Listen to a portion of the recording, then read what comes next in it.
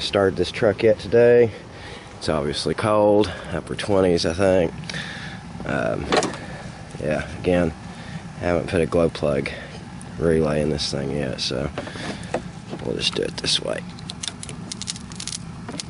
That sounds healthy, right?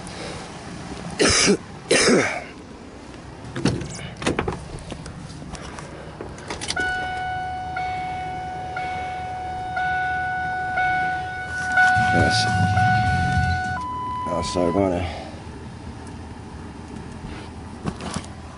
got my gauge on too. Let's go.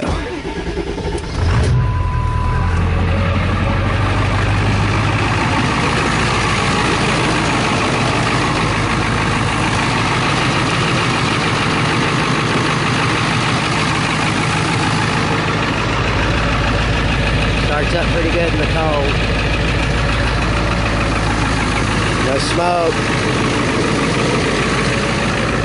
In closing, I just want to praise my Lord and Savior Jesus Christ, and I ask that He richly bless and guide you and your families.